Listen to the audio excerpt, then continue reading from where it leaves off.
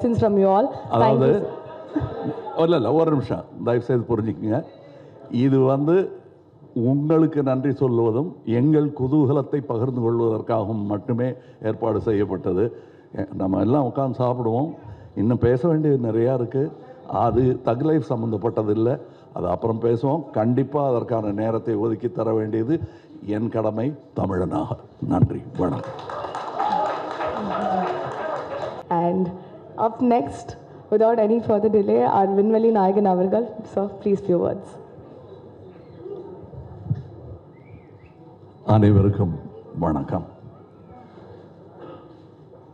இந்த எங்கள் பயணத்தில் ஆரம்பம் முதல் எங்களை தாங்கி பிடித்து இந்த மேடை வரை கொண்டு சேர்த்ததில் பெரும் பங்கு உங்களுக்கும் உள்ளது.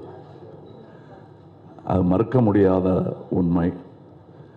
நீங்கள் எப்போ வேணால் இது எப்படி இருக்குன்னு தெரியலன்னு ஒரு அங்கலாய்ப்புடன் யாருமே பேசலைங்கிறது எங்களுக்கே ஆச்சரியமாக இருந்தது.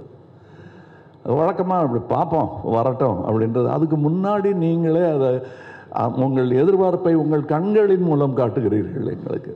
எனக்கு இது என்னுடைய யூனிட்டை பார்க்கும்போது முகதாட்சியம் கருதி நல்லா இல்லைங்கிறத நல்லா இல்லைன்னு சொல்ல மாட்டாங்க.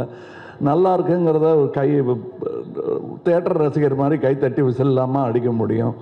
அதனால் நல்லா இருக்கு சார் அப்படின்னு சொல்லிட்டு போயிடுவாங்க. கொஞ்சம் அழுத்தி தான் வாசிப்பாங்க. ஆனால் நான் அவங்க கண்ணை பார்த்துக்கிட்டே இருப்பேன்.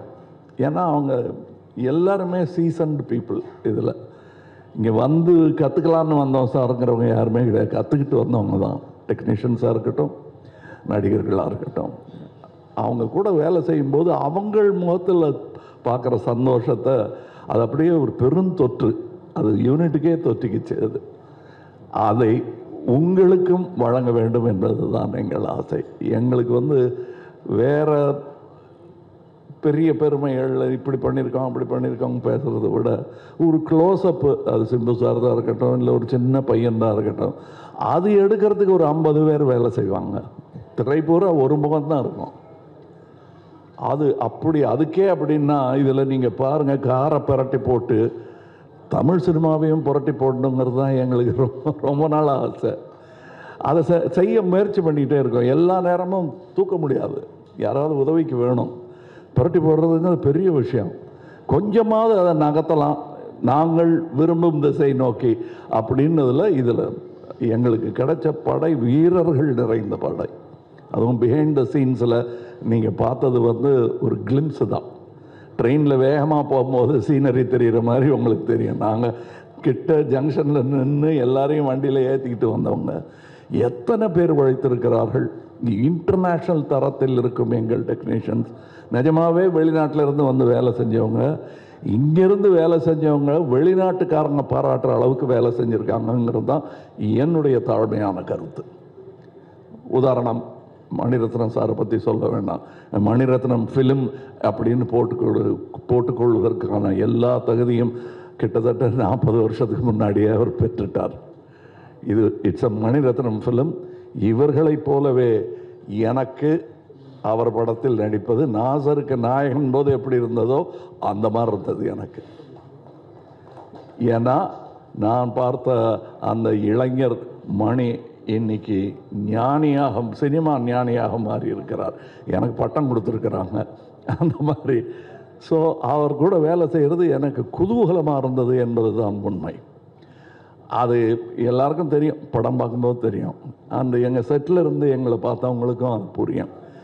இதில் இருக்கிற டெக்னீஷியன்ஸ், எடிட்டர், ஒரு ட்ரெய்லர்லேயே தூக்கிட்டாங்க மணியும் அவரும் சேர்ந்து. அது ஒரு சூப்பர் ஹிட் பண்ணிட்டாங்க. அதெல்லாம் நல்ல சிறந்த டெக்னீஷியன்கள். பதட்டம் இல்லாமல் எந்த பெரிய இடையூறுகளையும் தாண்டும் அந்த லாவகம் அவர்களுக்கு இருக்கிறது. அதே மாதிரி ரவி கே சந்திரன் இந்நேரம் அமெரிக்காவில் படம் எடுத்துகிட்டு இருக்க வேண்டியது, அது 20 வருஷம் முன்னாடியே நிகழ்ந்திருக்க வேண்டியது. மருதநாயகம் அதோடைய சினிமாட்டோகிராஃபர் அவருடன் முழுவதுமாக ஒரு முழு படத்தை முடித்தேன் என்ற பெருமை. அது பாதியில் விட்டோங்கிற வருத்தம் எனக்கு ரொம்ப உண்டு. ஆனால் அதில் இந்த படத்தின் மூலம் அதில் இருந்ததை விட இன்னும் சிறந்த சினிமாட்டோகிராஃபராக அவர் திரண்டு வந்திருக்கிறார் எங்களுக்காக. அது தெரியும், படத்தில் பார்த்தா பேசுவாங்க. அதை நான் சினிமா விமர்சகர்களிடம் விட்டு விடுகிறேன். அவருக்கு நல்ல பேர் கிடைக்கணும். நானும் சினிமா விமர்சகன்தான், நானும் சினிமா ரசிகன்தான். நான் சுவைத்த விஷயத்தை உங்களுக்கு நான் சொல்லுகிறேன். வியாபாரம் வெற்றி பெறணும், அதெல்லாம் ஓகே. என் சினிமாவும் வெல்ல வேண்டும் என்பதுதான் ஆரம்ப காலத்திலிருந்து நாங்கள் அதான் ஒரே மாதிரி எண்ணமுடையவர்களுடன் பேசிக்கொண்டோம். நாங்கள் செட்டில் இருக்கும்போது மணி சார் ஆகட்டும், நடுவில் போய் பேச டைம் இருக்காது. அதுவும் டெக்னீஷியன்ஸுக்கு மேலேயும் கீழேயும் பார்த்துக்கிட்டு ஒரு மாதிரி சித்தர் மாதிரி அலைஞ்சிட்டு அங்கே. அதுக்கு நடுவில் நாங்கள் பேசுகிறது கூட அரட்டையாக இருக்காது. லஞ்சில் உட்காந்து பேசுகிறது கூட சினிமாவை பற்றியாக இருக்கும், வேறு ஒருத்தர் எடுத்த நல்ல சினிமாவை பற்றியாக இருக்கும். இப்படி ஒரு அற்புதமான சூழலில் நாங்கள் இந்த படத்தை எடுத்திருக்கணும். இந்த மாதிரி ஆரோக்கியமான ஒரு சூழல் ஐமைவதே எவ்வளோ பணம் கொடுத்தாலும் கிடைக்காது. அது எனக்கு கிடைத்தது, ராஜ்கமலுக்கு கிடைத்தது. ராஜ்கமலுக்கு பின்னாடி இருக்கிற அந்த இன்டர்நேஷ்னல்ங்கிற அந்த வார்த்தைக்கு முழு அர்த்தத்தை மணிரத்னம் எங்கள் டெக்னீஷியன்ஸ் கொடுத்துருக்கிறார்கள். இதில் உள்ள கலைஞர்கள் சின்ன சின்ன பாத்திரம் பண்ணவங்க. ஒரு சின்ன பையன்லாம் ஆக்ட் பண்ணியிருக்காரு. ஒரு 50 படம் பண்ணியிருப்பார் அந்த பையங்கிற மாதிரி பண்ணியிருக்காரு. அதுக்கு நிஜமாகவே 100-200 படம் பண்ணவங்கெல்லாம் சின்ன சின்ன வேஷங்கள் பண்ணியிருக்காங்க. இந்த சந்தோஷத்துக்காக, மணி சார் கூட ஒர்க் பண்ணுங்கிற சந்தோஷத்துக்காக தான் பாதி பேர் வந்தாங்க. சம்பளம் 2ஆம் பட்சம் தான் அவங்களுக்கு. இது எங்களுக்கு தெரிந்த உண்மைங்கிறதுனால சொல்கிறேன். நாம் வையாபுரி மாதிரி ஆர்டிஸ்ட் எல்லாம் நாங்கள் கண்டெடுத்தவர். அவர் ஜூனியர் ஆர்டிஸ்டாக இருந்தபோது நாங்கள் கண்டெடுத்து இவர் அப்படின்னு பார்த்து கூப்பிட்டது அவர். இன்னைக்கு அவர் எங்கள் கூடயே உட்காருங்க, சீட்டு கிடச்சாச்சு, உட்காந்துடணும். அது ரொம்ப கஷ்டம். அந்த நிலையிலிருந்து வந்த அவருக்கு தான் தெரியும். இன்னைக்கு இங்கே ஜோஜோ இல்லை, இப்போ இந்த முன் வரிசையில் அமர்ந்திருக்கிற எல்லாருமே என் நண்பர்கள் தான். அவங்களுக்கு இந்த வாய்ப்பு கிடைச்சது எனக்கு பெருமையாக இருக்குது. நீங்கள் படம் பார்த்துட்டு இவங்களெல்லாம் பற்றி நான் பேசுகிறேன். ஏன்னா இப்போ பேசும்போது அவர்கள் பெயரை மட்டுமே குறிப்பிட வேண்டி வரும். அவர்கள் திறமையையும் பற்றி பேசுவதற்கு இன்னொரு விழா நடக்கத்தான் போகிறது என்று எனக்கு தோன்றுகிறது. அந்த விழாவில் உங்களுடன் பேசுகிறேன். மற்றபடி எனக்கு உறுதுணையாக இருந்த தமிழ்நாட்டிற்கே நன்றி சொல்ல வேண்டும். நான் மேடையில் பேசும்போது உயிரே உறவே தமிழே என்று சொன்னதற்கான அர்த்தத்தையும் நான் முழுமையாக உணர்கிறேன். நன்றி, வணக்கம்.